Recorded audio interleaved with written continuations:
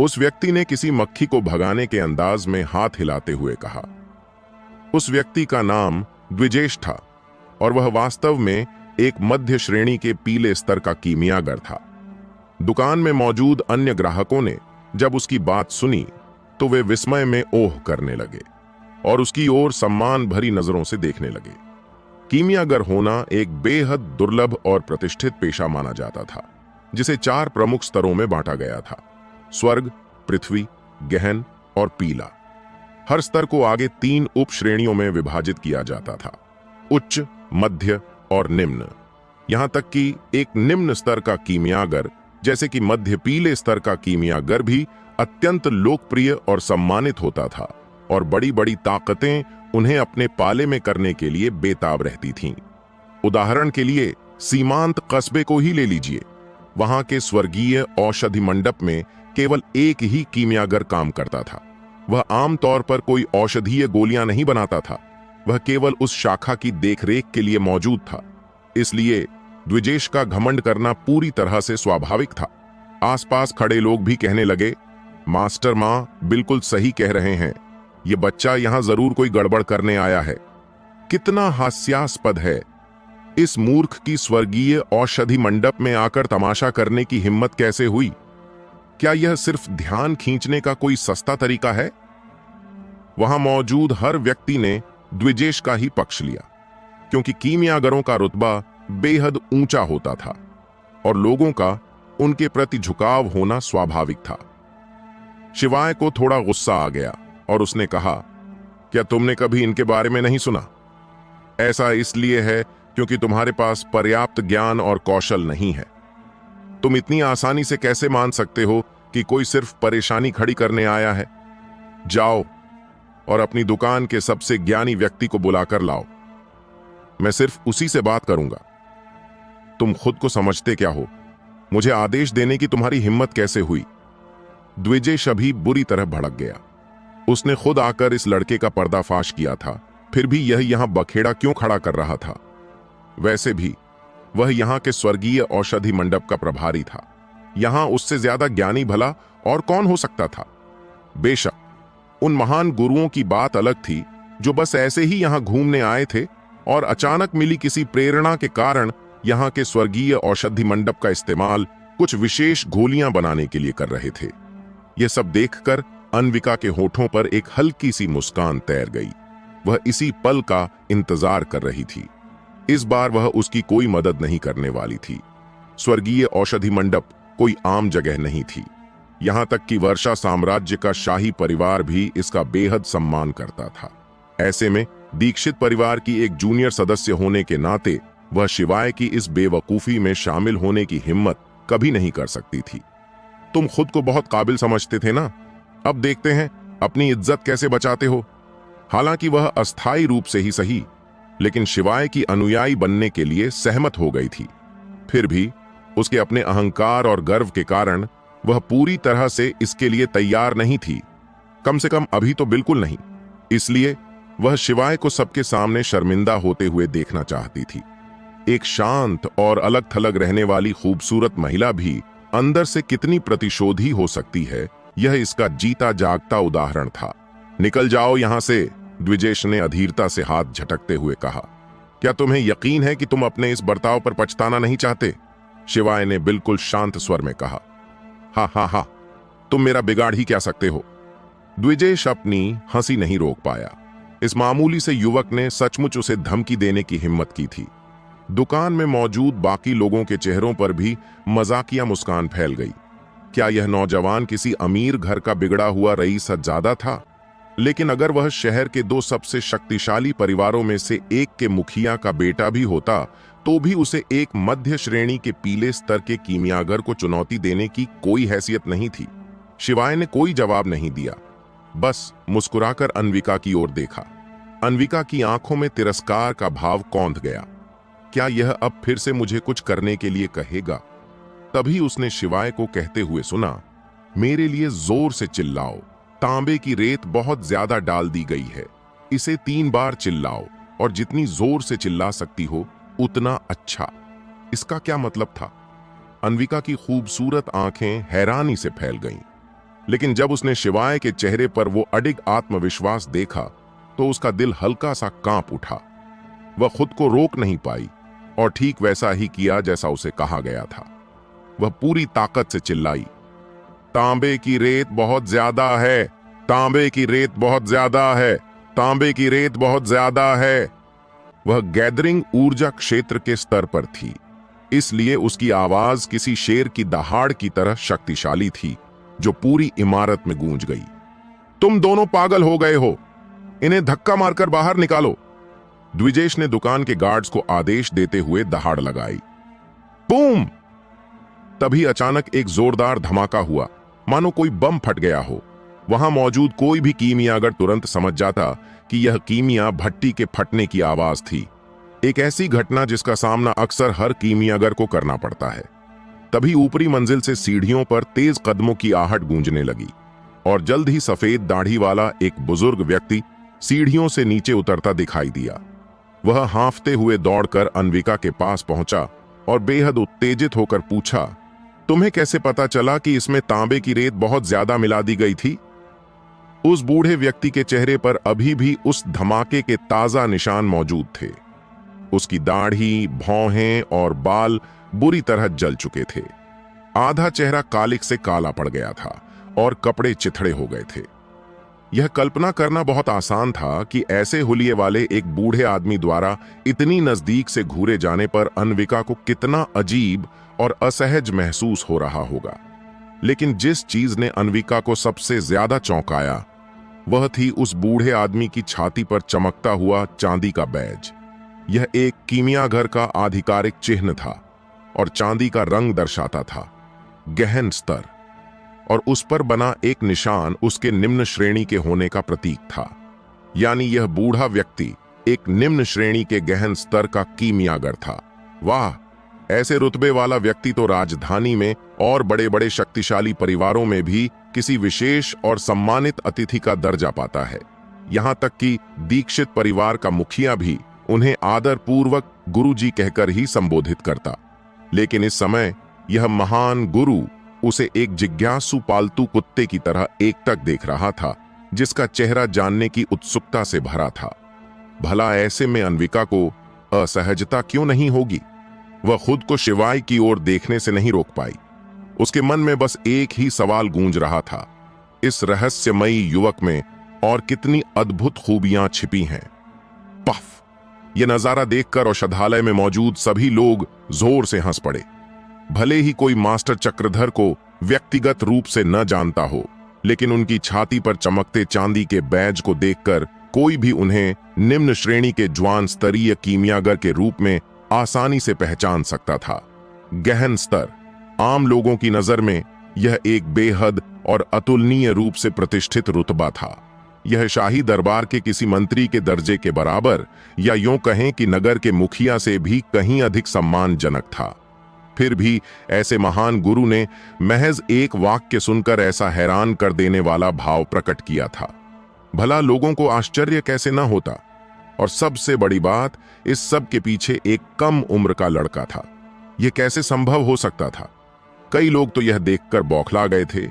यह एक ऐसा सच था जिसे वे किसी भी कीमत पर स्वीकार नहीं कर पा रहे थे, चाहे कोई उनका सिर ही क्यों ना फोड़ दे। द्विजेश तो और भी ज्यादा सदमे में था। मास्टर चक्रधर वर्षा साम्राज्य की स्वर्गीय औषधि मंडप शाखा की एक बहुत बड़ी हस्ती थे। आमतौर पर वह इतने महान व्यक्ति से कभी व्यक्तिगत रूप से मिल भी नहीं सकता था और केवल उनके कारनामों के बारे में ही सुना करता था। इसलिए ऐसे महान गुरु को इस अजीबोगरीब हालत में देखकर वह भयभीत क्यों नहीं होता? क्या ऐसा हो सकता था कि यह लड़का यहाँ कोई परेशानी खड़ी करने नहीं आया था और वह जिन जड़ी बूटियों की बात कर रहा था वे सचमुच मौजूद थीं? शिवाय ने हवा में फैली गंध को सूंघते हुए कहा, तुम काफी होशियार हो। तुमने वायु और अग्नि गोली के मूल फार्मूले में सुधार किया है। तुमने असली और महंगी सामग्रियों की जगह बैंगनी पीठ वाले भालू की गोली, 1000 धागे वाली लता और काले पत्थर के पाउडर का इस्तेमाल किया है। इस तरह दवा के असर में कोई खास फर्क नहीं पड़ेगा, लेकिन इसे बनाने की लागत काफी कम हो जाएगी। मास्टर चक्रधर अचानक मुड़े और पूरी तरह से चौंकते हुए शिवाय की ओर देखकर बोले, तुम्हें यह कैसे पता चला? यह उनका एक बहुत बड़ा रहस्य था, जिसे उन्होंने पूरी तरह सफल होने के बाद ही दुनिया के सामने लाने की योजना बनाई थी, ताकि वे अपने पुराने दोस्तों और प्रतिद्वंद्वियों को हैरान कर सकें। शिवाय मुस्कुराया और बोला, बेशक, मैंने इसे महज सूंघ कर ही पता लगा लिया। क्या तुम कोई राक्षस हो? तुम्हें सिर्फ सूंघ कर ही सब पता चल गया? सबको पता था कि औषधियों के फार्मूले बेहद कीमती होते हैं और कोई भी कीमियागर उन्हें आसानी से दूसरों के साथ साझा नहीं करता, बिल्कुल किसी गुप्त मार्शल आर्ट तकनीक की तरह। हैरानी की बात तो यह थी कि चक्रधर ने खुद भी अभी तक इस सुधारे गए फॉर्मूले पर पूरी तरह से शोध नहीं किया था। फिर भी शिवाय ने महज सूंघ कर ही इसका पूरा विश्लेषण कर डाला था। ऐसे में चक्रधर को आश्चर्य क्यों नहीं होता? तुम्हारे सुधार का यह तरीका असंभव नहीं है, लेकिन तांबे की रेत बहुत कठोर होती है और इसका गलनांक भी बहुत अधिक होता है। इसे कितना भी बारीक पीस लिया जाए, फिर भी गोली में इसके कुछ कण रह ही जाएंगे, जिससे गोली की गुणवत्ता पर बुरा असर पड़ेगा। तांबे की रेत की जगह फ्लेमिंग लेपर्ड के दांतों का उपयोग करके देखो, शिवाय ने सुझाव दिया। अपने पिछले जन्म में उसने कुछ लोगों को ऐसे ही अनौपचारिक रूप से सलाह दी थी और वे सभी बाद में महान कीमियागर बन गए थे। चक्रधर तुरंत मन ही मन गणना करने लगे और बुदबुदाए, फ्लेमिंग लेपर्ड अग्नि तत्व का है, जो काले पत्थर के पाउडर द्वारा उत्पन्न यिन ऊर्जा को बेअसर कर सकता है। एक निश्चित उच्च तापमान पर पहुंचने के बाद यह पिघलकर वाष्पित हो जाएगा और गोली में इसके कोई अवशेष भी नहीं बचेंगे। शानदार, बिल्कुल शानदार। यह विचार पहले मेरे दिमाग में क्यों नहीं आया? वह बूढ़ा व्यक्ति अविश्वास से उसे घूर रहा था और उसकी आंखों में एक अजीब सा जोश भर गया था। उन्होंने तुरंत कहा, युवा मित्र, कृपया ऊपर चलिए और थोड़ी बातचीत कीजिए। इस बूढ़े व्यक्ति को आपका अच्छे से स्वागत करने का अवसर दें। यह आतिथ्य सत्कार तो महज एक बहाना था। असल में वह शिवाय से औषधि बनाने के और भी नुस्खे निकलवाना चाहते थे। उनके मन में यह बात पूरी तरह से बैठ गई थी कि शिवाय जरूर किसी महान कीमियागर परिवार का उत्तराधिकारी है। शिवाय मुस्कुराया, लेकिन उसने साफ कह दिया, नहीं। क्यों नहीं? चक्रधर चिंतित हो उठे। यह लड़का तो जैसे औषधियों का एक चलता फिरता ज्ञानकोश था। क्योंकि अभी अभी किसी ने मुझे यहां से बाहर निकल जाने के लिए कहा है। शिवाय ने जानबूझकर द्विजेश की ओर देखते हुए कहा, धड़ाम! द्विजेश वहीं जमीन पर गिर पड़ा। वह पूरी तरह से असहाय महसूस कर रहा था और ऐसा लग रहा था मानो उसकी आंखों से अभी आंसू छलक पड़ेंगे।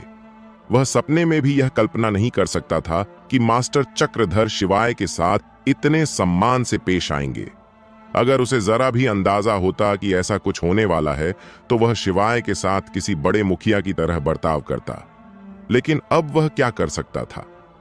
उसका चेहरा डर के मारे पीला पड़ गया।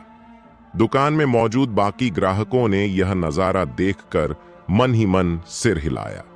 अगर द्विजेश ने अपनी बातों में थोड़ी विनम्रता दिखाई होती और इतना आक्रामक रवैया न अपनाया होता, तो आज वह इस मुसीबत में न फंसता। यह सब उसकी अपनी ही गलती का नतीजा था।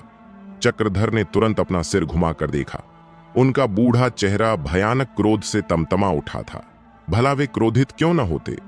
एक कीमियागर के रूप में उनका जीवन भर का यही लक्ष्य था कि वे अपने कौशल को निखारें और औषधि बनाने के नए नए सूत्र प्राप्त करें। और अब जब उनके सामने साक्षात औषधि सूत्रों का एक संपूर्ण संग्रह खड़ा था, तो इस बेवकूफ की उसे यहां से भगा देने की हिम्मत कैसे हुई? क्या तुम्हारी मुझसे कोई पुश्तैनी दुश्मनी है? तू हरामखोर! वे जोर से दहाड़े। यह सब क्या हो रहा है? मुझे सच सच बताओ। द्विजेश को ऐसा लग रहा था जैसे उसकी जान ही निकल जाएगी, लेकिन चक्रधर के कड़े सवालों के आगे वह चुप रहने की हिम्मत नहीं कर सका। उसने बिना कोई बात घुमाए हूबहू वही बता दिया जो अभी अभी हुआ था। हालांकि उसने शिवाय को जो गालियां दी थीं, उन्हें उसने चतुराई से छुपा लिया। आखिर वह इतना मूर्ख भी नहीं था। तुम कितने बड़े घमंडी हो! चक्रधर ने तुरंत उसे एक जोरदार थप्पड़ रसीद कर दिया, जिससे द्विजेश अपनी ही जगह पर 3 बार घूम गया और पूरी तरह से सुन्न रह गया।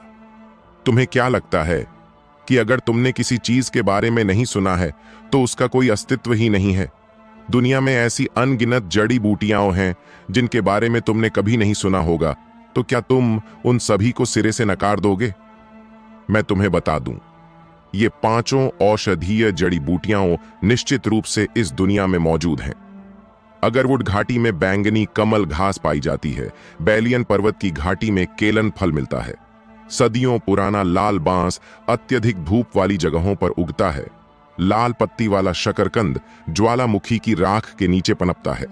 जहां तक सड़े हुए पत्तों और मुरझाई हुई पेड़ की जड़ों का सवाल है, वे अपेक्षाकृत दुर्लभ हैं और केवल 100 साल से अधिक पुराने पेड़ों की सड़ी हुई जड़ों के पास ही पाई जा सकती हैं। मुझसे बहुत बड़ी गलती हो गई, मुझे माफ कर दीजिए। द्विजेश बार बार गिड़गिड़ाते हुए माफी मांग रहा था। जब स्वयं मास्टर चक्रधर ने यह बात कह दी थी तो भला शक की कोई गुंजाइश कहां बचती थी। उसने खुद को ही थप्पड़ मारते हुए कहा, मुझे इतना घमंड नहीं करना चाहिए था। मैं इंसान को पहचानने में बिल्कुल अंधा हो गया था। चक्रधर ने एक बार फिर शिवाय की ओर देखा और हाथ जोड़कर कहा, युवा मित्र, मुझे इस दुर्व्यवहार के लिए बेहद खेद है। मैं बहुत शर्मिंदा हूं। बोलते बोलते वे अचानक रुक गए, क्योंकि उन्हें याद आया कि अपने गुरु का संप्रदाय छोड़ने से पहले उन्होंने अपने गुरु को एक खास नुस्खे का जिक्र करते हुए सुना था।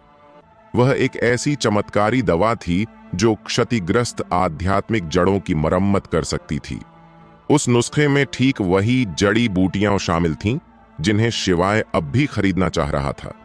उस समय उनके गुरु अत्यंत भावुक हो गए थे और उन्होंने कहा था कि हालांकि इस नुस्खे को भट्टी में पकाकर गोलियों में बदलने की जरूरत नहीं थी, फिर भी इसके प्रभाव बेहद असाधारण थे। दुर्भाग्य से यह बहुत पुरानी बात थी। उस नुस्खे की केवल कुछ मुख्य सामग्रियों के नाम ही झांत रह गए थे, लेकिन उसे तैयार करने की सही विधि बहुत पहले ही लुप्त हो चुकी थी। यही कारण था कि उस घटना ने उनके मन पर इतनी गहरी छाप छोड़ी थी और आज वह बात अचानक उनके दिमाग में कौंध गई। तो क्या ऐसा हो सकता है कि शिवाय ने हृदय स्रोत फुलिंग पाउडर तैयार करने के लिए ही ये जड़ी बूटियां मांगी हों? बूढ़े मास्टर का दिल जोर जोर से धड़कने लगा। अगर वे इस जादुई औषधि का नुस्खा हासिल कर लें और परलोक से धार चुके अपने प्रिय गुरु की आत्मा के लिए इसे श्रद्धांजलि के रूप में जला दें, तो उनके गुरु निश्चित रूप से मुस्कुराते हुए शांति से विश्राम कर सकेंगे। मेरे युवा मित्र, तुम शायद इसे तैयार करने के लिए ये सामग्रियां खरीद रहे हो। हृदय स्रोत फुलिंग पाउडर।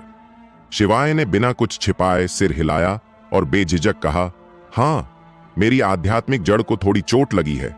पफ! द्विजेश ने मन ही मन इस बात को सिरे से खारिज कर दिया। किसी मार्शल आर्टिस्ट की आध्यात्मिक जड़ को चोट लगना एक जानलेवा और अपूरणीय क्षति मानी जाती थी। जहां तक उसे पता था, यह पूरी तरह से लाइलाज था। लेकिन शिवाय के बात करने के अंदाज से तो ऐसा लग रहा था जैसे यह कोई बहुत ही मामूली सी खरोंच हो। अन्विका की खूबसूरत आंखें भी हैरानी से चमक उठीं। वह दीक्षित परिवार जैसी कुलीन पृष्ठभूमि से आने वाली महिला थी। हालांकि वह स्वयं कोई कीमियागर नहीं थी, लेकिन उसे कई उच्च स्तरीय औषधियों का अच्छा खासा ज्ञान था। उदाहरण के लिए, चंद्रमा शाश्वतता की गोली, जो आध्यात्मिक जड़ों का सफलतापूर्वक इलाज कर सकती थी। समस्या बस यही थी कि चंद्रमा शाश्वतता की गोली बेहद दुर्लभ और कीमती थी।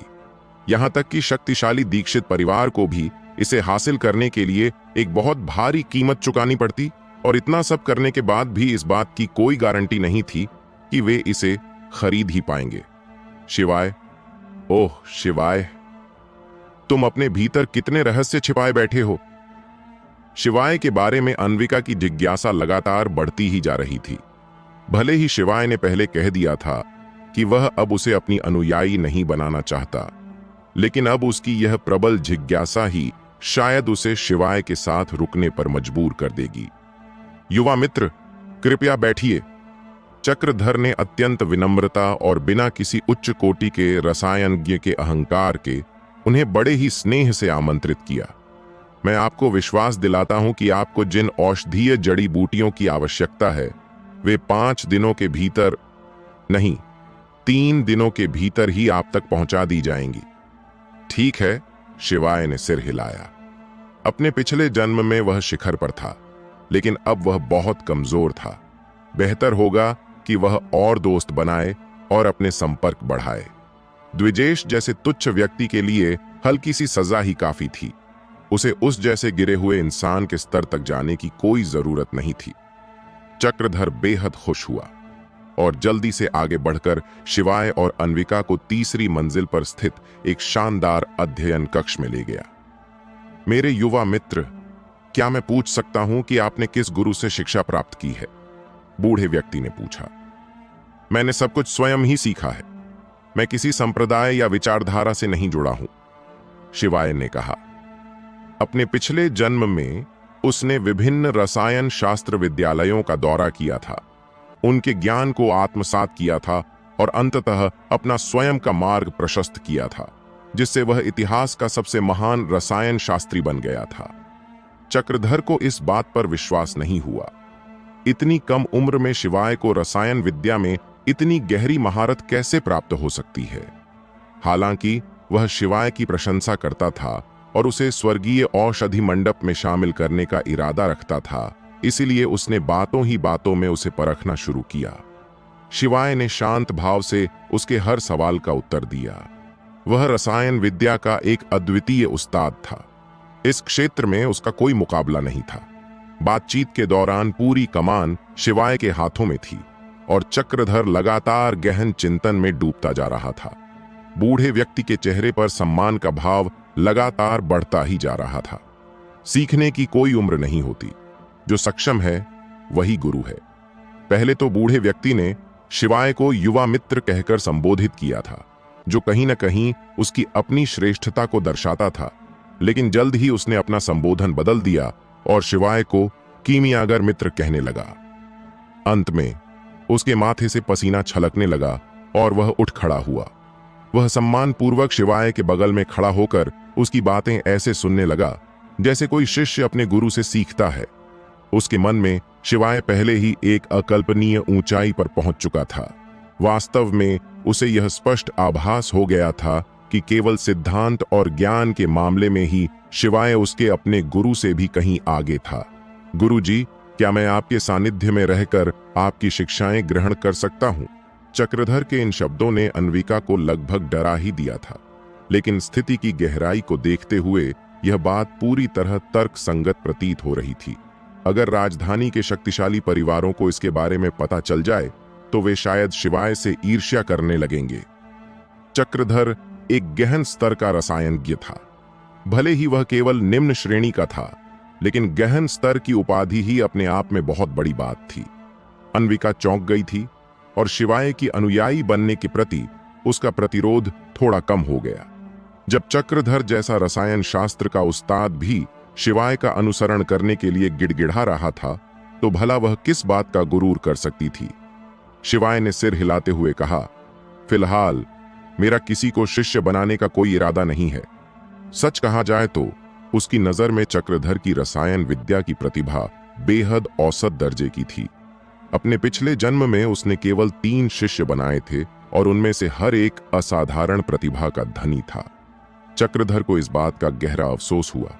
वह समझ गया था कि शिवाय को उसकी प्रतिभा अपर्याप्त लगी और वह उसे अपना शिष्य बनने के योग्य नहीं समझता। उसे यह भी लगा कि यह स्वाभाविक ही है। रसायन विद्या में शिवाय की उपलब्धियां इतनी विशाल थीं कि वह केवल उनके सामने नतमस्तक ही हो सकता था। उसका शिष्य बन पाना तो वास्तव में बहुत बड़े सौभाग्य की बात होती। अन्विका हक्की बक्की रह गई। शिवाय ने सचमुच इतने बड़े व्यक्ति को मना कर दिया था। उसने मना कर दिया।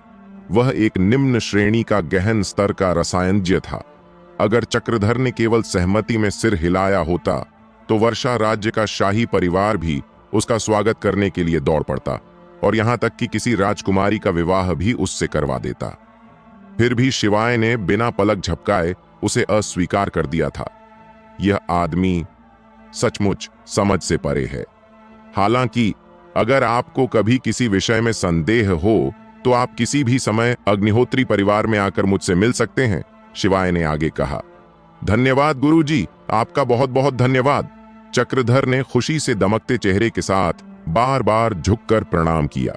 अन्विका ने आश्चर्य से अपनी उंगलियां चटका लीं। अगर कोई बाहरी व्यक्ति यह दृश्य देख लेता तो उसकी आंखें फटी की फटी रह जातीं। इतने उच्च पदस्थ गहन स्तर का रसायनज्ञ अब एक युवा के सामने शिष्य के रूप में झुक रहा था और उससे मिलने की अनुमति पाकर ही खुद को सम्मानित महसूस कर रहा था। ठीक है, मैं अब जा रहा हूं, शिवाय ने कहा। मैं आपको विदा करने आता हूं गुरुजी, चक्रधर ने तत्परता से कहा। वैसे अन्विका, क्या तुम्हारे पास कुछ पैसे हैं? तुम पहले इन दवाइयों का भुगतान कर दो, शिवाय ने अन्विका की ओर मुड़कर कहा। अन्विका अब स्पष्ट रूप से समझ गई थी कि दवा शिवाय ने अपने लिए खरीदी थी, न कि उसके इलाज के लिए। वह अपने होंठ सिकोड़ने से खुद को रोक नहीं पाई और मन ही मन सोचा कि यह आदमी वाकई दूसरों का फायदा उठाना अच्छी तरह जानता है। उसने अभी अभी उसे अपना अनुयायी बनाया था और अब उसकी जेब पर ही नजर गड़ाए हुए था। कोई जरूरत नहीं, इसकी कोई जरूरत नहीं, चक्रधर ने झट से हाथ हिलाया। शिवाय से आज उसने रसायन शास्त्र का जो अमूल्य ज्ञान प्राप्त किया था, उसके सामने इन जड़ी बूटियों की कीमत कुछ भी नहीं थी। दवा के लिए शिवाय से पैसे लेना उसके लिए घोर शर्मिंदगी की बात होती। गुरुजी, कृपया मुझे अपना आभार व्यक्त करने का यह छोटा सा अवसर प्रदान करें। शिवाय ने कुछ देर सोचा और फिर कहा, ठीक है, जैसी तुम्हारी इच्छा। हालांकि उसने चक्रधर को केवल कुछ अनौपचारिक सुझाव दिए थे, लेकिन वह रसायन शास्त्र का पूर्व सम्राट था। उसका यह मार्गदर्शन चक्रधर के लिए जीवन भर लाभप्रद सिद्ध होने वाला था। चक्रधर का चेहरा तुरंत खुशी से खिल उठा। शिवाय के लिए कुछ कर पाने से वह खुद को बेहद भाग्यशाली और सम्मानित महसूस कर रहा था। तो फिर मैं कुछ कायाकल्प की गोलियां ले लूंगा, शिवाय ने थोड़ा विचार करने के बाद कहा। कायाकल्प की गोली तो बहुत ही साधारण चीज है। एक गुरु को इसे खरीदने की क्या आवश्यकता है? मैं इसे आसानी से बना सकता हूं।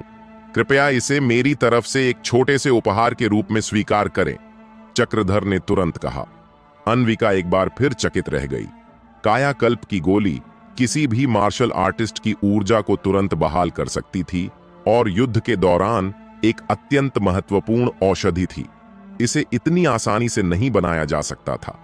हालांकि शिवाय को केवल निम्न श्रेणी की कायाकल्प गोली की आवश्यकता थी, फिर भी एक गोली की कीमत कम से कम 3 चांदी के सिक्कों के बराबर थी। चक्रधर ने अपनी असीम उदारता दिखाते हुए शिवाय को सीधे 100 कायाकल्प गोलियां भेंट कर दीं। यदि शिवाय केवल शरीर परिष्करण क्षेत्र में न होता और उच्च श्रेणी की गोलियों को सहने में सक्षम होता, तो चक्रधर निश्चित रूप से उसे उच्च श्रेणी की गोलियां ही देता। इसके बाद शिवाय और अन्विका नीचे आए और वहां से निकल गए। अब कहां जाना है? कुछ दूर चलने के बाद अन्विका आखिरकार यह सवाल पूछे बिना नहीं रह सकी। शिवाय ने हल्की सी मुस्कान के साथ कहा, बेशक, मैं घर जाकर किसी के दवा लेकर आने का इंतजार करूंगा। जब तक उसकी आध्यात्मिक जड़ ठीक नहीं हो जाती, वह अपनी साधना शुरू नहीं कर सकता था। अन्विका ने उत्सुकतावश पूछा, क्या आप वाकई में गोलियां बनाना जानते हैं? इस दुनिया में रसायन शास्त्र को मुझसे बेहतर कोई नहीं समझता, शिवाय ने बेबाकी से कहा। बकवास, अन्विका ने चिढ़कर कहा। हालांकि शिवाय ने चक्रधर को पूरी तरह से प्रभावित कर लिया था, लेकिन चक्रधर केवल एक गहन स्तर का रसायनज्ञ था। उससे ऊपर पृथ्वी स्तर और स्वर्ग स्तर के रसायनज्ञ भी मौजूद थे। शिवाय ने उससे बहस करना उचित नहीं समझा। उसका असली रुतबा इतिहास के पन्नों में बहुत पहले ही स्वर्ण अक्षरों में दर्ज हो चुका था। आपने मास्टर चक्रधर को अपने साथ रहने की अनुमति क्यों नहीं दी? वे न केवल एक उत्कृष्ट रसायनज्ञ हैं, बल्कि ऊर्जा प्रवाह क्षेत्र के एक शक्तिशाली विशेषज्ञ भी हैं, अन्विका ने पूछा। शिवाय रुका, उसकी ओर एक नजर डाली, फिर आगे बढ़ते हुए बोला, पहली बात, तुम्हारे पास दिव्य स्तर की आध्यात्मिक जड़ है और तुम अब ऊर्जा संग्रहण क्षेत्र के 8वें स्तर पर पहुंच चुकी हो। जीवन के झरने के क्षेत्र में प्रवेश करने से बस एक कदम दूर हो। दूसरी बात, मुझे अपने लिए दवाइयां बनवाने के लिए किसी की जरूरत नहीं है। और तीसरी बात, अगर किसी को मेरे साथ रहना ही है तो एक खूबसूरत महिला निश्चित रूप से एक बूढ़े आदमी की तुलना में आंखों को ज्यादा सुकून देती है। अन्विका अवाक रह गई। लेकिन कहीं ना कहीं इस कारण ने उसे थोड़ी सी आंतरिक खुशी भी दी। पहले घर चलो, मुझे अभी भी तुम्हें त्रियन रहस्यवादी तकनीक सिखानी है, शिवाय ने याद दिलाया। अन्विका तुरंत उत्साहित हो गई और उसके कदम तेज हो गए। वह अकथनीय उनींदापन उसे कई वर्षों से परेशान कर रहा था। जब वे दोनों अग्निहोत्री परिवार के निवास पर लौटे तो सभी नौकरों के चेहरों पर अजीब से भाव थे। उन्हें सुबह की घटना के बारे में पहले ही पता चल चुका था। हमेशा निकम्मे समझे जाने वाले युवा मालिक ने मुख्य प्रबंधक को सरेआम थप्पड़ मारे थे। ऐसी सनसनीखेज खबर स्वाभाविक रूप से पूरे परिवार में आग की तरह फैल गई थी। शिवाय ने उन सबको अनदेखा करने का नाटक किया और अन्विका को सीधे अपने कमरे में ले गया, जहां उसने उसे त्रियन रहस्यवादी तकनीक सिखाने की तैयारी शुरू की। क्या आपको डर नहीं है कि मैं अपने वचन से मुकर जाऊंगी? शिवाय द्वारा साधना तकनीक का खुलासा करने से ठीक पहले अन्विका ने अचानक पूछा। क्या तुम ऐसा कर सकती हो? शिवाय ने पलटकर पूछा।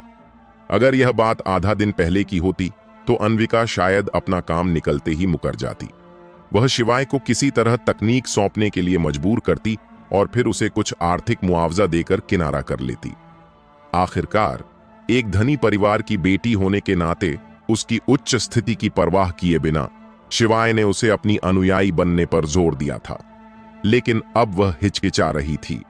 उसका स्त्री सुलभ अहंकार उसे शिवाय को छोड़ने के लिए उकसा रहा था। लेकिन जब उसने शिवाय के असीम चमत्कारों के बारे में सोचा तो वह उसके साथ रहकर यह देखना चाहती थी कि इस व्यक्ति की सीमाएं आखिर कहां तक हैं। शायद हां, शायद ना, कौन निश्चित रूप से कह सकता है? उसने टाल मटोल करते हुए उत्तर दिया। शिवाय दिल खोलकर हंसा। अगर अन्विका ने भविष्य में उसके प्रति वफादार रहने की कसम भी खाई होती तो भी वह उस पर आंख मूंद कर विश्वास नहीं करता। लेकिन दिव्य लोक का एक सर्वशक्तिमान विशेषज्ञ और रसायन शास्त्र का सम्राट होने के नाते क्या वह सचमुच एक छोटी सी बच्ची का दिल नहीं जीत सकता था? अपने कपड़े उतारो, उसने लापरवाही भरे लहजे में कहा। अन्विका तुरंत क्रोध से लाल हो उठी। क्या शिवाय उसे मार्शल आर्ट सिखाने का लालच देकर उसका फायदा उठाना चाहता था? हालांकि वह मरना नहीं चाहती थी और अपनी बीमारी से छुटकारा पाना चाहती थी, फिर भी वह अपनी देह का सौदा करने की बजाय मरना पसंद करती। गलत मत समझो, शिवाय हंसा। मैं बस तुम्हें तुम्हारी ऊर्जा के संचार मार्ग के बारे में बताना चाहता हूं। जब यह तकनीक काम कर रही होती है तो ऊर्जा कई सूक्ष्म और जटिल नसों से होकर गुजरती है, जिन्हें केवल शब्दों में बयान नहीं किया जा सकता। तुम्हें यह समझना चाहिए कि किसी भी तकनीक के अभ्यास में जरा सी भी चूक के भयंकर परिणाम हो सकते हैं। इसमें गलती की कोई गुंजाइश नहीं है। अन्विका अचंभित रह गई। शिवाय की बात सच थी। मानव शरीर में अनगिनत नाड़ियां होती हैं और यदि ऊर्जा के प्रवाह का मार्ग थोड़ा सा भी भटक जाए तो इसका परिणाम विनाशकारी हो सकता है। लेकिन समस्या यह थी कि वह एक जवान अविवाहित महिला थी। क्या वह सचमुच अपने कपड़े उतारकर किसी गैर मर्द को अपने शरीर पर उंगलियां फेरने दे सकती थी? काफी सोच विचार के बाद उसने एक समझौता प्रस्तावित किया। वह अपने तंग आंतरिक वस्त्र पहने रहेगी और शिवाय अपनी उंगलियों का उपयोग करने के बजाय ऊर्जा के प्रवाह को निर्देशित करने के लिए चॉपस्टिक का उपयोग करेगा। तुम पहले बाहर जाओ, अन्विका ने बाहरी कमरे की ओर इशारा करते हुए कहा। अरे अरे अरे, ये मेरा कमरा है, शिवाय हंसा, लेकिन फिर भी उठकर बाहर चला गया। उसमें अभी भी इतनी तमीज बाकी थी। काफी देर बाद अन्विका की आवाज आई। अब आप अंदर आ सकते हैं। शिवाय ने कमरे में प्रवेश किया और देखा कि अन्विका बिस्तर पर बैठी है। उसका कोमल शरीर चादर से आधा ढका हुआ था और उसके सुंदर बाल झरने की तरह लहराते हुए एक अजीब सा आकर्षण बिखेर रहे थे। कितनी मोहक सुंदरता है, शिवाय ने मन ही मन सोचा। अपने पिछले जीवन की पारखी नजर और अनुभव के बावजूद उसे यह स्वीकार करना पड़ा कि इस निर्मल सुंदरी के आकर्षण ने एक पल के लिए उसके दिल की धड़कन बढ़ा दी थी। अपने मोती जैसे सफेद दांतों से अपने लाल होठों को धीरे से काटते हुए और अपनी खूबसूरत आंखों को इधर उधर घुमाते हुए, मानो वह आक्रोश और दुख दोनों से भरी हो, अन्विका ने धीरे धीरे चादर हटाई। उसका जेड जैसा कोमल शरीर अब स्पष्ट दिखाई दे रहा था। उसने सिर्फ एक स्ट्रैपलेस टॉप पहना हुआ था। उसकी गोरी त्वचा उत्तम जेड की तरह चिकनी थी, जिससे एक मोहक चमक निकल रही थी।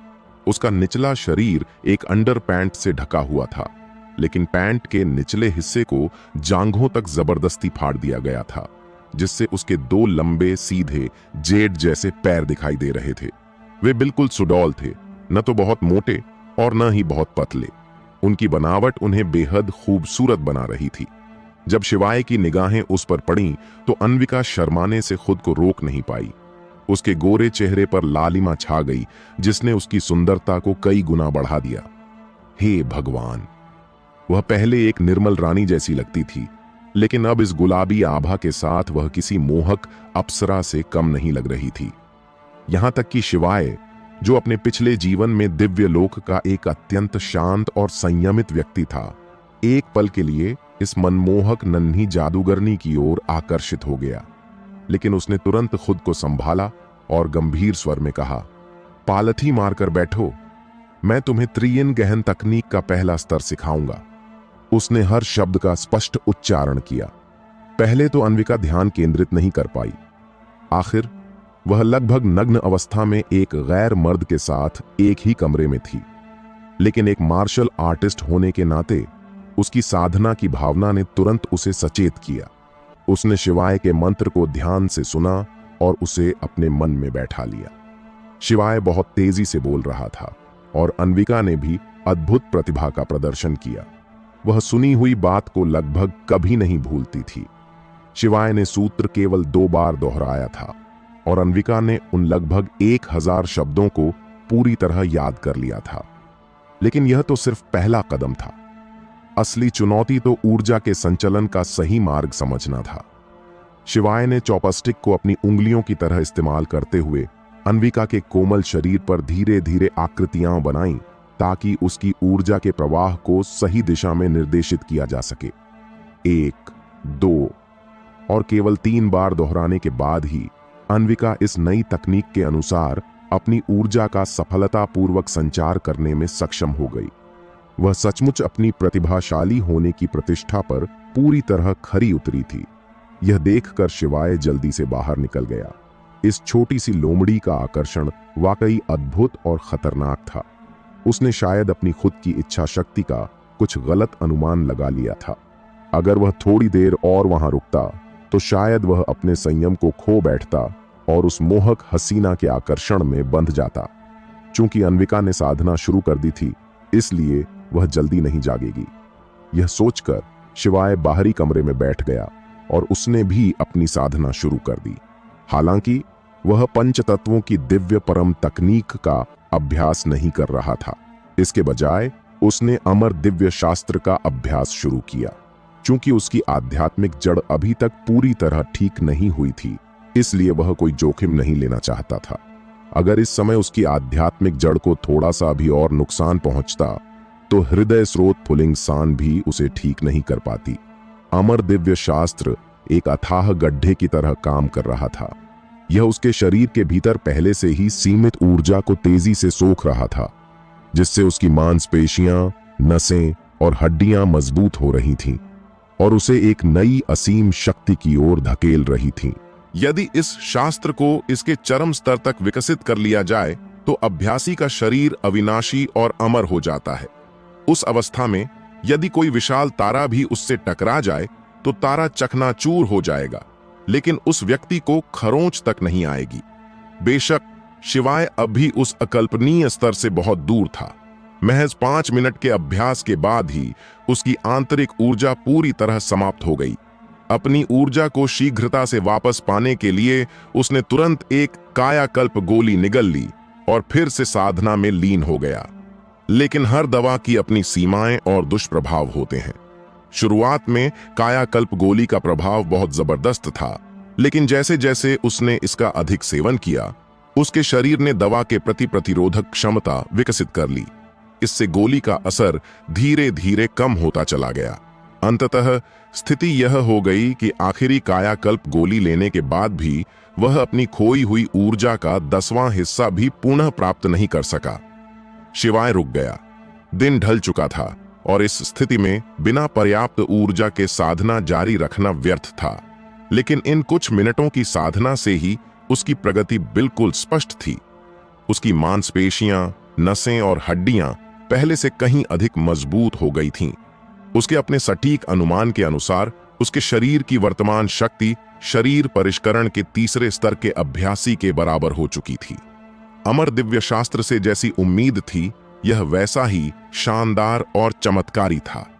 अपने पिछले जीवन में शिवाय ने स्वर्ण शरीर तकनीक और पत्थर की चट्टान तकनीक जैसी कई शक्तिशाली शारीरिक उपचारात्मक तकनीकों का अभ्यास किया था, जो शरीर को वज्र के समान मजबूत बनाती थीं।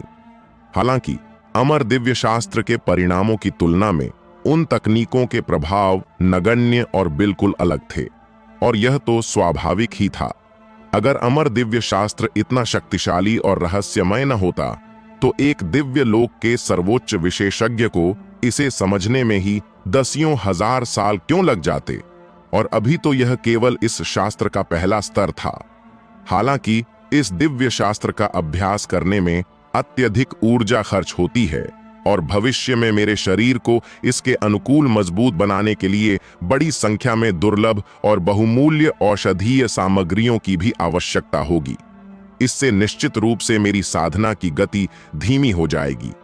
लेकिन इस शास्त्र की शक्ति इतनी अपार है कि थोड़ी धीमी गति भी इसके फायदों के सामने कुछ नहीं है। और वैसे भी मेरे पास एक दिव्य आध्यात्मिक आधार है जो इस कमी को पूरा कर देगा। खैर, फिलहाल हम अविनाशिता और अमृता के उस सर्वोच्च क्षेत्र के बारे में नहीं सोचेंगे। अमर दिव्य शास्त्र का पहला स्तर ही 4 उप क्षेत्रों में विभाजित है। शुष्क लकड़ी का क्षेत्र, पथरीली चट्टान का क्षेत्र, लोहे की परत वाला क्षेत्र और वज्र का क्षेत्र। शुष्क लकड़ी के क्षेत्र में पहुंचने पर अभ्यासी का शरीर सूखी लकड़ी जैसा संवेदनहीन और कठोर हो जाता है। चोट लगने पर ऐसा लगता है मानो किसी सूखी लकड़ी पर प्रहार किया गया हो। इससे बाहरी शरीर को नुकसान तो होता है, लेकिन व्यक्ति की जीवन शक्ति पर कोई असर नहीं पड़ता। इसके अलावा इस अवस्था में शरीर की जीवन शक्ति को इस तरह छिपाया जा सकता है कि किसी को पता ही न चले कि व्यक्ति जीवित भी है या नहीं। वहीं वज्र क्षेत्र में पहुंचने पर चोट कितनी भी भयंकर क्यों न हो, एक ही विचार से तुरंत ठीक हो जाती है। यहां तक कि शरीर के कटे हुए अंग भी फिर से उग सकते हैं। यह लगभग किसी दिव्य जादू के समान है। शिवाय के विचारों की श्रृंखला टूटी। उसने अंदर के कमरे के दरवाजे की ओर मुड़कर देखा। पर्दा उठा और अन्विका की परी जैसी आकृति बाहर निकली। उसके सुंदर चेहरे पर हल्की सी थकान और लाली थी, लेकिन वह अभी भी बेहद खूबसूरत, आकर्षक और शालीन लग रही थी। क्या तुमने इतनी जल्दी 3 yin प्रोफाउंड तकनीक के पहले स्तर में महारत हासिल कर ली है? शिवाय ने अपने स्वर में आश्चर्य को छिपाते हुए पूछा। अन्विका ने धीरे से सिर हिलाया। वह शिवाय की निगाहों से नजरें मिलाने में थोड़ा झिझक रही थी। उसके दिल में एक अजीब सी अपरिचित भावना उमड़ रही थी, मानो कोई नई भावना जन्म ले रही हो और धीरे धीरे विकसित हो रही हो। यह लड़की सचमुच एक असाधारण प्रतिभा है, शिवाय ने मन ही मन स्वीकार किया। 3 yin मिस्टिक आर्ट में कुल 9 स्तर होते हैं, जिनमें से प्रत्येक स्तर मार्शल आर्ट के 9 प्रमुख लोकों में से एक के अनुरूप होता है। इसका 9वां स्तर स्वर्गीय लोक है, जो वही सर्वोच्च लोक था जिसे शिवाय ने अपने पिछले जीवन में प्राप्त किया था। पूरे विश्व में प्रचलित किसी भी मार्शल आर्ट तकनीक में ऐसा कोई भाग या अध्याय नहीं है जो किसी अभ्यासी को 10वें लोक यानी शून्य भेदन लोक तक पहुंचा सके। यही कारण था कि अपने पिछले जीवन में शिवाय इस अंतिम रहस्य की खोज में विश्व भर के प्राचीन और खतरनाक स्थलों की यात्रा करता रहता था। 3 yin प्रोफाउंड तकनीक का पहला स्तर देह शोधन के क्षेत्र से मेल खाता है। यह एक ऐसा चरण था जिसे अन्विका अपनी पिछली साधना में पहले ही पार कर चुकी थी, इसलिए उसके लिए इस नई तकनीक के साथ फिर से शुरुआत करना बहुत आसान था। यह कुछ वैसा ही था जैसे कोई हाई स्कूल का छात्र मिडिल स्कूल का आसान सा होमवर्क कर रहा हो। लेकिन असली हैरानी की बात यह थी कि उसने इतने कम समय में इतनी आसानी से साधना का पहला स्तर कैसे पूरा कर लिया। उसकी प्राकृतिक प्रतिभा तो वाकई अद्भुत थी, लेकिन जब शिवाय ने इस पर गहराई से विचार किया तो उसे कारण समझ में आ गया। अन्विका के शरीर में जन्म से ही 3 यिन मेरिडियन मौजूद थीं और यह 3 यिन रहस्यमय कला मूल रूप से उसी के जैसे दुर्लभ शरीर वाले लोगों के लिए ही विकसित की गई थी। इसलिए इस तकनीक के साथ उसकी प्रगति का इतना तेज होना स्वाभाविक ही था। शिवाय ने संतोष में सिर हिलाकर कहा, ठीक है, तो अब मैं तुम्हें इस तकनीक का दूसरा स्तर सिखाना शुरू करूंगा। जैसे ही तुम इसके तीसरे स्तर में महारत हासिल कर लोगी, तुम अपनी तीनों यिन नसों की ठंडी ऊर्जा को पूरी तरह से दबा पाओगी और फिर कभी उस अकथनीय उनींदेपन और ठंड से प्रभावित नहीं होगी। दूसरे शब्दों में, तीसरे स्तर तक पहुंचने के लिए अन्विका को ऊर्जा प्रवाह क्षेत्र तक पहुंचना आवश्यक था। हालांकि अन्विका वर्तमान में ऊर्जा संग्रहण क्षेत्र के 8वें स्तर पर थी और उसने पहले ही 9वें स्तर तक पहुंचने का अवसर भांप लिया था। इसलिए वह ऊर्जा प्रवाह क्षेत्र में प्रवेश करने से केवल एक कदम ही दूर थी।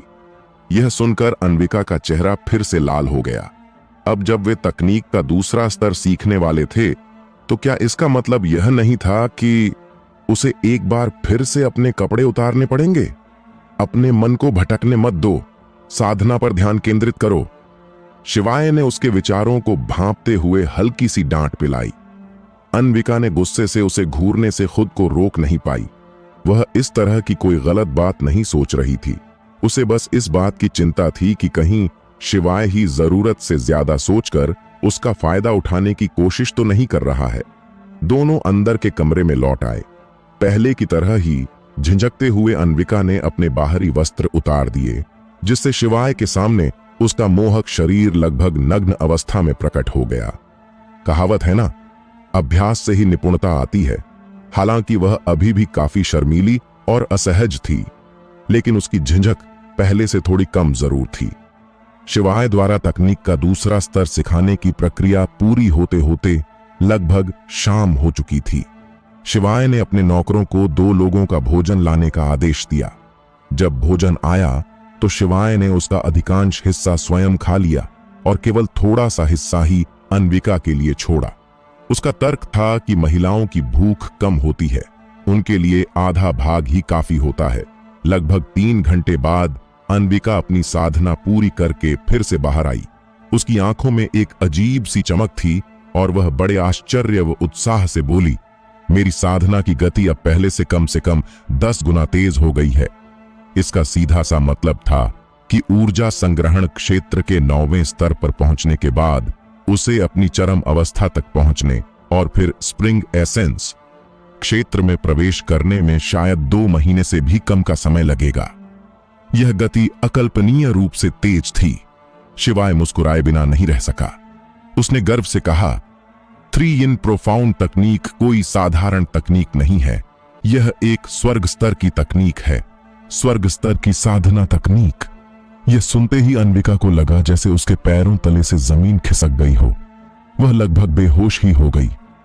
क्या शिवाय को अंदाजा भी था कि एक स्वर्ग स्तर की उच्च श्रेणी की साधना तकनीक का वास्तव में क्या अर्थ होता है?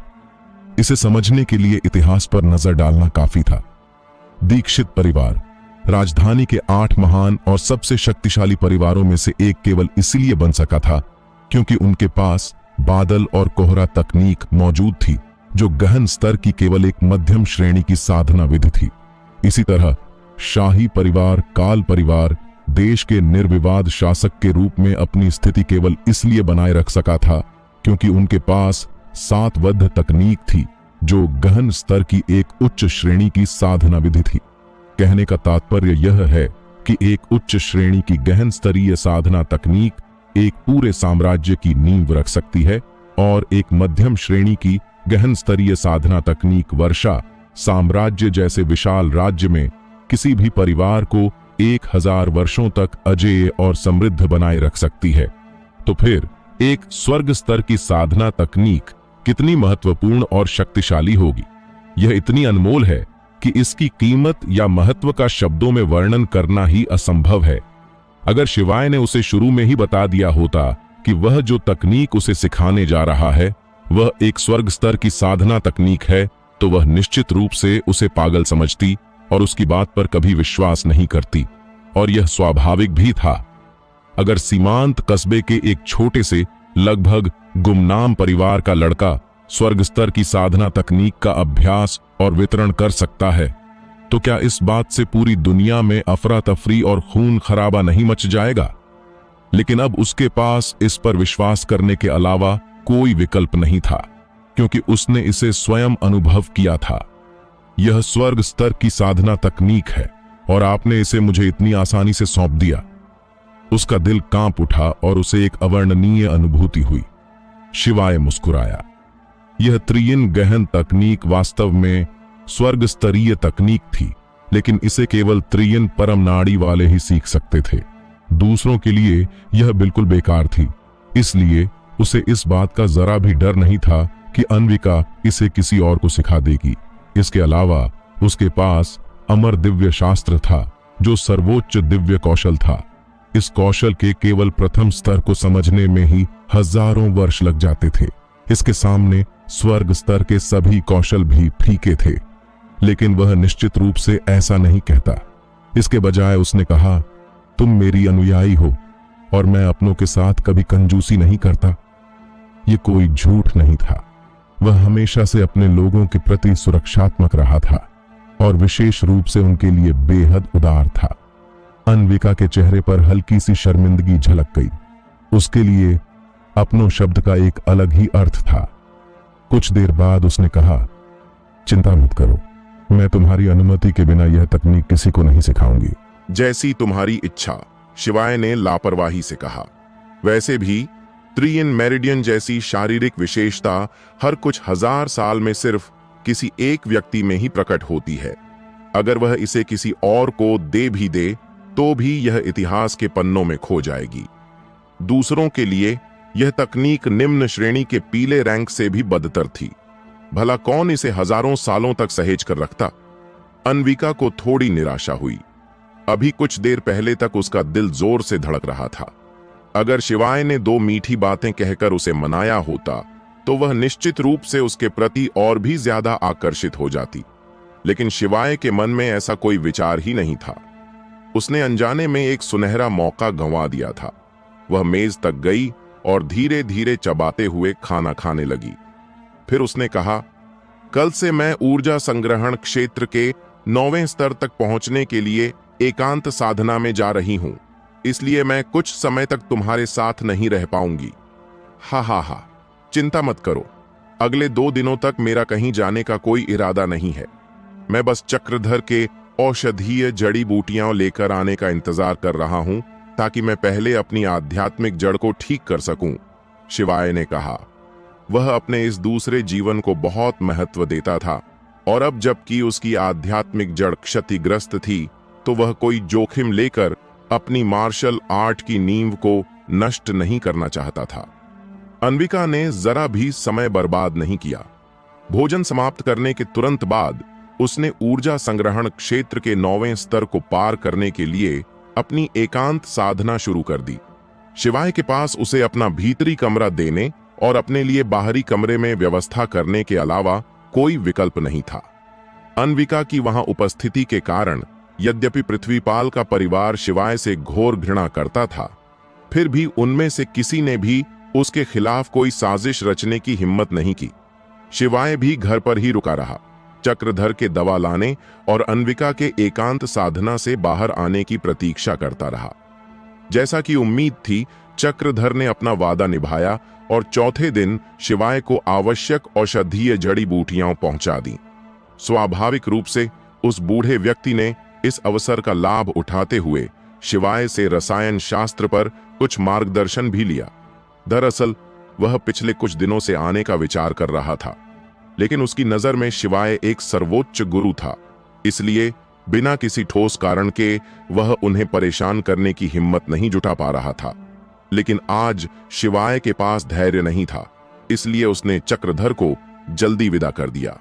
उसे अपनी आध्यात्मिक जड़ को ठीक करने और साधना के मार्ग पर पुनः अग्रसर होने के लिए तुरंत औषधि तैयार करनी थी। शिवाय के लिए यह औषधि तैयार करना बेहद आसान काम था। महज 3 मिनट में उसने हृदय स्रोत फुलिंग पाउडर तैयार कर लिया। वैसे भी पिछले 3 दिनों से वह खाली नहीं बैठा था। अमर दिव्य शास्त्र का अभ्यास करने के साथ साथ उसने स्वाभाविक रूप से कई अन्य तैयारियां भी कर रखी थीं। यह दवा बहुत कड़वी है, उफ। शिवाय ने हल्की सी आह भरी और हृदय स्रोत पुलिंग पाउडर को एक ही घूंट में पी लिया। कुछ ही देर बाद उसे अपने शरीर में तीव्र गर्मी का अनुभव हुआ और हल्की सी जलन होने लगी। उसने ध्यान लगाकर अपने आध्यात्मिक केंद्र को देखा और पाया कि उसकी क्षतिग्रस्त आध्यात्मिक जड़ धीरे धीरे ठीक हो रही थी। आधे दिन से भी कम समय में वह पूरी तरह से स्वस्थ हो जाएगी। इस प्रक्रिया के दौरान वह और कुछ नहीं कर सकता था, इसलिए उसने धैर्यपूर्वक प्रतीक्षा की। जो व्यक्ति हजारों वर्षों तक सोया रहा हो, उसके लिए आधे दिन का इंतजार कोई बड़ी बात नहीं थी। धीरे धीरे शिवाय के दंत्यान में पंच तत्व अराजकता कमल प्राकृतिक रूप से पूरी तरह खिल गया। इसकी सुंदरता शब्दों से परे थी। अब वह अपनी साधना शुरू कर सकता था। शिवाय ने इस पल के लिए पूरे 3 दिन इंतजार किया था और उससे पहले 10,000 साल का लंबा इंतजार भी किया था। अब जब उसे एहसास हुआ कि वह अंततः साधना कर सकता है, तो वह तुरंत पालथी मारकर बैठ गया। लेकिन जैसे ही वह पंच तत्व दिव्य चरम तकनीक का अभ्यास शुरू करने वाला था, वह अचानक रुका, उठा, दरवाजा खोला और आंगन में चला गया। अन्विका अभी भी भीतरी कमरे में एकांत में थी और ऊर्जा संग्रहण क्षेत्र के 9वें स्तर तक पहुंचने का प्रयास कर रही थी। यदि शिवाय उसी कमरे में साधना करता, तो उस छोटे से क्षेत्र की आध्यात्मिक ऊर्जा असंतुलित हो जाती, जिसका सीधा असर अन्विका की साधना पर पड़ता। देखो, वह कितना विचारशील मालिक था। शिवाय आंगन में पालथी मारकर बैठ गया। यह उसके पिता शिवादित्य का आंगन था। अग्निहोत्री परिवार के मुखिया का निवास होने के नाते यह आंगन स्वाभाविक रूप से बहुत विशाल था। हालांकि शिवाय ने बहुत पहले ही सभी नौकरों को वहां से हटा दिया था और अब वह केवल तीनों समय भोजन लाने वालों को ही अंदर आने की अनुमति देता था। चलो, अब मुझे इस ईश्वरीय स्तर की आध्यात्मिक जड़ की असली शक्ति देखने दो, उसने मन ही मन कहा। उसके एक विचार के साथ ही शिवाय की आध्यात्मिक जड़ किसी कमल के फूल की तरह खिल उठी, जिसमें 5 तत्व पूरी तरह से संतुलित थे। यह एक आध्यात्मिक जड़ का सबसे परिपूर्ण और शुद्ध रूप था। एक गूंज के साथ चारों दिशाओं से आध्यात्मिक ऊर्जा उसकी ओर उमड़ पड़ी। यह ऊर्जा अविश्वसनीय रूप से सघन थी। आकाश और पृथ्वी के 5 तत्व, धातु, लकड़ी, जल, अग्नि और मिट्टी, उसकी ओर ऐसे खींचे चले आए जैसे कोई प्यासा घोड़ा झरने से पानी पी रहा हो और उग्र रूप से उसके शरीर में समाने लगे। एक सामान्य व्यक्ति एक ही समय में एक से अधिक प्रकार की आध्यात्मिक ऊर्जा को अवशोषित नहीं कर सकता, क्योंकि एक साथ कई प्रकार की ऊर्जा को परिष्कृत करना लगभग असंभव होता है। उन्हें किसी एक को चुनना पड़ता है। उदाहरण के लिए, यदि किसी व्यक्ति में अग्नि और पृथ्वी दोनों गुणों की आध्यात्मिक जड़ें मौजूद हैं, लेकिन अग्नि गुण अधिक प्रबल है, तो वह केवल अग्नि ऊर्जा को ही अवशोषित और परिष्कृत करने पर ध्यान केंद्रित करेगा। एक साथ दोनों गुणों का उपयोग करना असंभव माना जाता है। पंच तत्व अराजकता कमल की अद्भुत शक्ति इन 5 तत्वों के पारस्परिक सृजन और नियंत्रण का उपयोग करके आध्यात्मिक ऊर्जा का एक परिपूर्ण संतुलन स्थापित करने में निहित थी। हालांकि आध्यात्मिक ऊर्जा को अवशोषित करना एक बात थी और उसे शरीर के भीतर परिष्कृत करना बिल्कुल अलग बात। केवल पंच तत्व दिव्य चरम तकनीक ही इस जटिल प्रक्रिया को सफलतापूर्वक पूरा कर सकती थी। हर कोई इस तकनीक में महारत हासिल नहीं कर सकता था। इसके लिए एक साथ कई तत्वों को नियंत्रित करने की क्षमता आवश्यक थी और इसमें जरा सी भी गलती की गुंजाइश नहीं थी। यदि ऊर्जा नसों में भटक जाती, तो अभ्यासी को खून की उल्टी हो सकती थी या उसकी मृत्यु तक हो सकती थी। ईश्वरीय स्तर की आध्यात्मिक जड़, स्वर्ग स्तर की साधना तकनीक और ऊर्जा पर असाधारण नियंत्रण क्षमता, ये तीनों तत्व किसी पंच तत्व अराजकता कमल आध्यात्मिक जड़ वाले व्यक्ति के लिए इस पंच तत्व दिव्य चरम तकनीक का अभ्यास करने के लिए अनिवार्य थे। इन अत्यंत कठिन आवश्यकताओं को देखते हुए यह कोई आश्चर्य की बात नहीं थी कि शिवाय की साधना इतनी तेजी से आगे बढ़ रही थी। स्वर्ग और पृथ्वी से अनंत आध्यात्मिक ऊर्जा का प्रवाह हुआ, जिससे शिवाय के शरीर के भीतर लगातार शुद्ध ऊर्जा उत्पन्न होने लगी। जो धीरे धीरे उसके मांस और हड्डियों में विलीन होती गई। शरीर परिष्करण क्षेत्र के मार्शल आर्टिस्ट अपना दंत्यान नहीं खोल पाते हैं, इसलिए वे अपनी ऊर्जा को केवल अपनी मांसपेशियों और हड्डियों में ही संग्रहित कर सकते हैं। ऊर्जा संग्रहण क्षेत्र में प्रवेश करने के बाद ही वे अपना दंत्यान खोल पाते हैं और अपनी ऊर्जा को समाहित करने के लिए अपने शरीर के भीतर एक सूक्ष्म संसार का निर्माण कर सकते हैं।